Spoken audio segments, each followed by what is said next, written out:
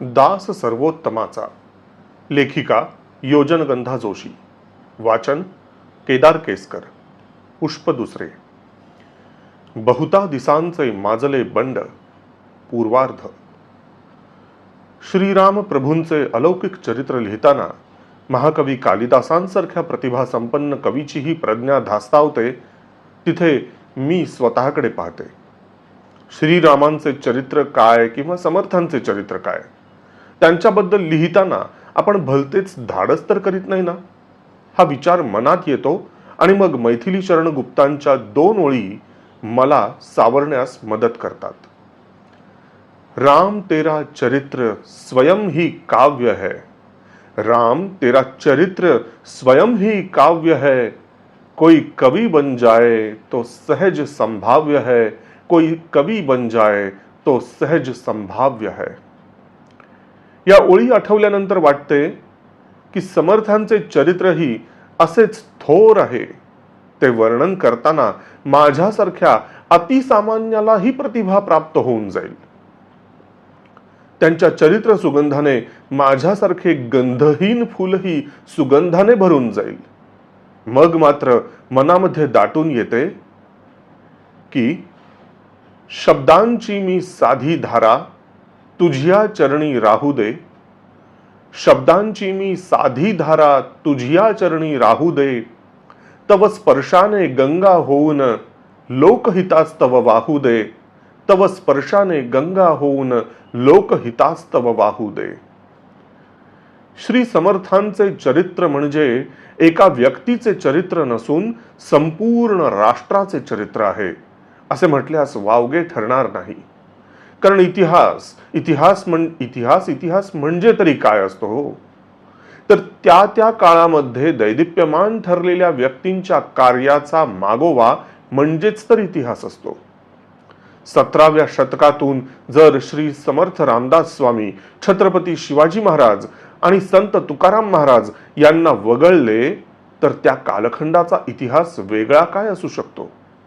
अगदी तसेच रामायण आणि महाभारत हे आपल्या भारतीय संस्कृतीचे 2 डोळे आहेत. भारताच्या इतिहासामध्ये जे स्थान श्रीराम आणि श्रीकृष्णांना आहे तसेच स्थान महाराष्ट्राच्या सांस्कृतिक इतिहासामध्ये संत ज्ञानेश्वर, संत नामदेव, संत एकनाथ, संत तुकाराम आणि श्री समर्थ रामदास या संत पंचकांचे आहे. 12व्या आणि 13व्या शतकात यादवांचे साम्राज्य होते. त्या काळी महाराष्ट्र सर्वाधिक संपन्न होता.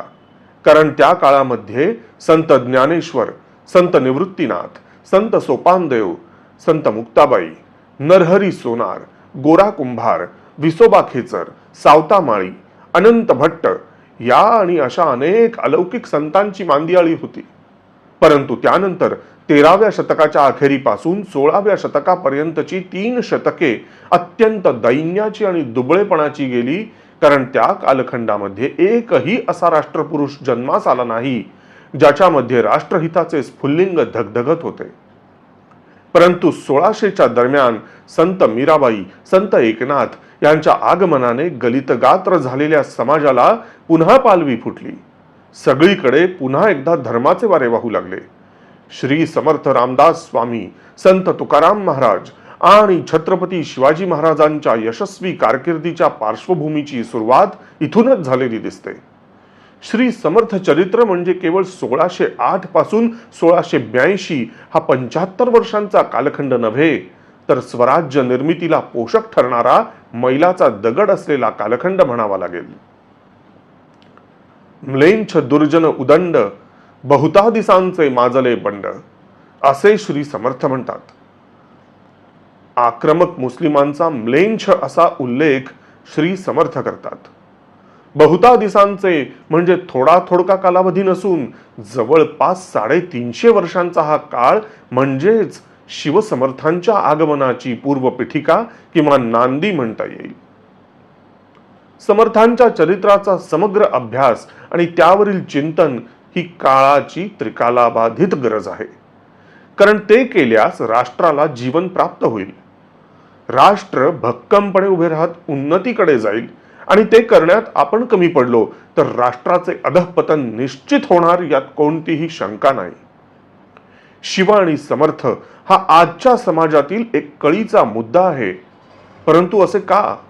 तर आपण आपला इतिहास आपल्या नजरेतून न पाहता तो परकीयांच्या नजरेतून पाहतो. आणि खरे म्हटले तर इथेच आपण चुकतो. आपला इतिहास हा आपण आपल्याच नजरेतून पाहिला तर त्या काळातील कोणत्याही पक्षपातीपणाचा दुर्भाव आपल्या नजरेस येणार नाही. आणि त्याही पुढे जाऊन आत्ताचा विचार करायचा झाल्यास आपल्या इतिहासाकडे आपणच आदराने अभिमानाने पाहण्याचा दृष्टिकोन बाळगला नाही तर 75 वर्षांपूर्वी जे पारतंत्र्य आपण भोगत होतो तेच पारतंत्र्य कदाचित पुढे जाऊन आपल्या वाट्याला येण्याची दाट शक्यता नाकारता येत नाही. जे स्फटिकाप्रमाणे स्वच्छ दिसते ते सोडून गारगोटीच्या मागे लागण्यात काहीच अर्थ नसतो, असं मला अगदी मनापासून वाटतं. मुळात शिव आणि समर्थ हे वेगळे नसून एकमेकांना पूरक आहेत असं मला वाटतं. कारण श्री समर्थ रामदास हे विचारांनी भारलेले होते. त्या भारलेपणातून त्यांनी समाजाच्या उन्नयनासाठी भारत भ्रमण करत ठिकठिकाणी महावीर आणि बुद्धिमतां वरिष्ठम अशा मारुतीरायांची मंदिरे स्थापन केली. तसेच धर्मजागृतीसाठी मठांची स्थापना करीत आपल्या राष्ट्र उभारणीच्या कार्यास सुरुवात केलीच होती. परंतु ते स्वतः संन्यस्त वृत्तीचे असल्याने स्वराज्य उभारणी हा त्यांचा प्रांत नव्हता. त्याच काळात हर हर महादेव असे गर्जना करीत महाराष्ट्राचे गडकिल्ले आणि एकूणच मावळ प्रांत दुमदवून सोडणारे, वयाने लहान परंतु कार्याने थोर असणाऱ्या छत्रपती शिवाजी महाराजांसारख्या आचारांनी आणि भारलेल्या पोलादी मनगटाला समर्थांनी आपली साथ दिली. समर्थांच्या विचारांच्या भारलेलापणाला शिवाजी महाराजांच्या आचारांच्या भारलेपणाची जोड मिळाली आणि त्याचाच परिपाक म्हणून समोर उभे राहिले ते मराठ्यांचे हिंदवी साम्राज्य. यामुळेच आपण शिव आणि समर्थ यांना वेगळे करूच शकत नाही. ज्याप्रमाणे एका नाण्याच्या दोन बाजू असतात त्या एकमेकांपासून वेगळ्या होऊच शकत नाहीत, अगदी तद्वतच शिव आणि समर्थ कार्य एकमेकांपासून वेगळे होऊच शकत नाही हेच खरे.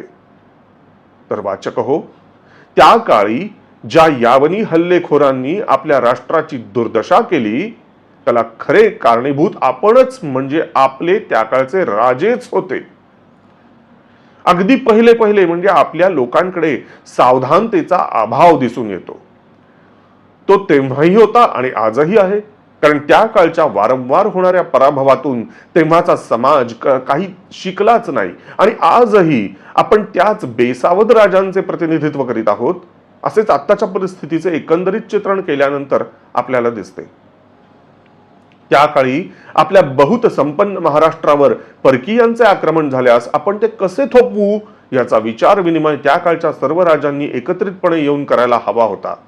सैन्य बक्कळ होते पण योग्य युद्धनीतीचा अभाव होता.